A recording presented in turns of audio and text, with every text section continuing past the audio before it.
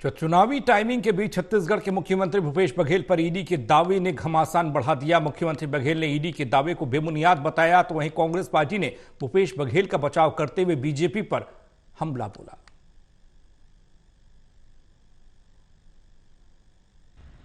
छत्तीसगढ़ में महादेव ऐप को लेकर ईडी के बड़े दावे ने राजनीतिक हलचल बढ़ा दी है। ईडी के इस दावे के बाद जहां मुख्यमंत्री भूपेश बघेल ने इसका खंडन करते हुए पलटवार किया है, तो वहीं कांग्रेस भी भूपेश बघेल के बचाव में आ गई है। इसके बाद राजनीतिक वार पलटवार देखने को मिल रही हैं।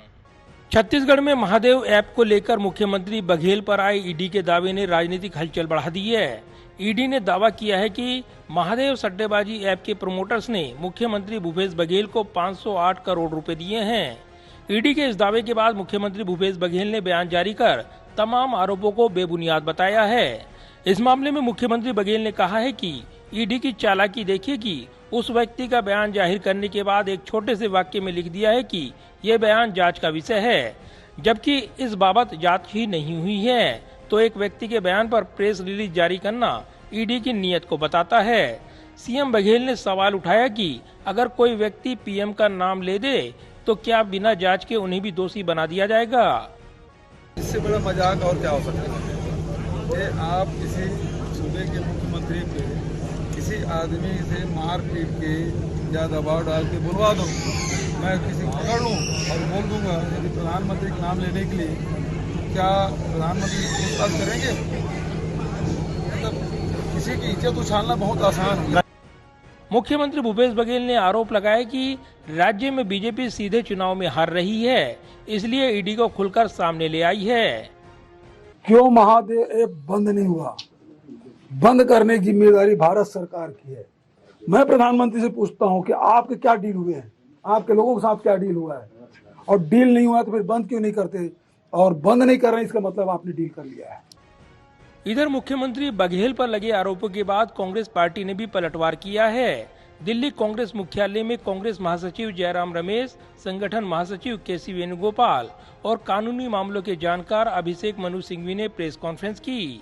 कांग्रेस नेता जयराम रमेश ने कहा कि हम चुनाव जीत रहे हैं। चुनावी टाइमिंग में बीजेपी ईडी का दांव लेकर आई है। हम राजनीतिक लड़ाई और कानूनी लड़ाई को मजबूती के साथ लड़ेंगे। जयराम रमेश ने आगे कहा कि बीजेपी ने हमारे 2 ओबीसी मुख्यमंत्रियों को निशाना बनाया है। बीजेपी की हार तय है। यह आखिरी वक्त में बीजेपी की संभावित हार की बौखलाहट है। राजस्थान और छत्तीसगढ़ में आने वाले चुनावों में बीजेपी की हार निश्चित है। क्योंकि हार निश्चित है, प्रधानमंत्री और उनकी पार्टी ने ईडी और सीबीआई का दुरुपयोग भारी मात्रा में शुरू कर दिया है। कांग्रेस संगठन महासचिव केसी वेणुगोपाल ने कहा कि चुनाव में ईडी बीजेपी का मुख्य हथियार बनता है। कर्नाटक में भी ऐसा हुआ है। केसी वेणुगोपाल ने आरोप लगाया कि ये षड्यंत्र पीएम की तरफ से है, मुख्यमंत्री की छवि को खराब करना है। These elections, the main weapon for BJP become Enforcement Directorate or Income Tax Department.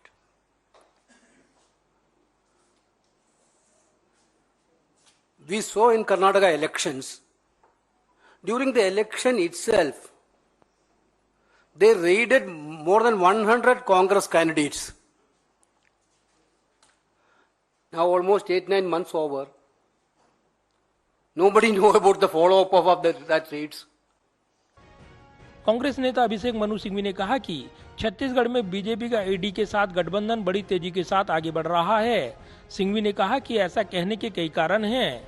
Chhattisgarh police Mahadev app मामले में जांच शुरू कर देती है, बहुत सारी चीजें जब्त कर लेती है, लेकिन उसके 1.5 साल बाद ठीक चुनाव के समय मोदी सरकार के निर्देश पर ईडी इस मामले में बीच में कूद जाती है और फिर छत्तीसगढ़ के कर्मचारियों पर प्रताड़ना का दौर शुरू होता है। सिंघवी ने ईडी के दावे को चुनावी टाइमिंग से जोड़ते हुए जवाब दिया है। 1.5 साल बाद चुनाव के बीच में 4 दिन बचे हैं पहले प्रसंग के और 15 दिन में सब कुछ ओवर है छत्तीसगढ़ में। उसके 1.5 साल बाद दूसरा कोतवाल छलांग लगाता है केंद्र सरकार के निर्देश पे, यानी ईडी, कांग्रेस पार्टी ने अपने बयान में कहा है कि महादेव ऐप पूरे देश में मौजूद है। छत्तीसगढ़ पहला राज्य है जिसने महादेव ऐप के खिलाफ जांच की है। इस मामले में 70 से अधिक मामले दर्ज किए गए हैं। 450 से अधिक लोगों को गिरफ्तार किया गया है। 191 लैपटॉप, 865 मोबाइल डिवाइस, 1.5 करोड़ रुपए से अधिक की संपत्ति, 41 लाख रुपए से अधिक नकदी और 16 करोड़ रुपए के अनुमानित मूल्य के बैंक खातों को जब्त किया गया है। कांग्रेस ने सवाल पूछे हैं कि क्या वजह है कि मुख्यमंत्री के कहने के बावजूद महादेव ऐप पर कार्रवाई नहीं की गई थी। जाहिर है चुनावी टाइमिंग में आए छत्तीसगढ़ के इस मामले ने राजनीतिक घमासान बढ़ा दिया है। बीजेपी इस मुद्दे को लेकर कांग्रेस पर हमलावर है तो वहीं कांग्रेस पलटवार कर रही है। ऐसे में नए नए राजनीतिक दांवपेच देखने को मिल रहे हैं। कैमरामैन सुरभीर सिंह के साथ प्रदीप कुमार, टोटल न्यूज, दिल्ली।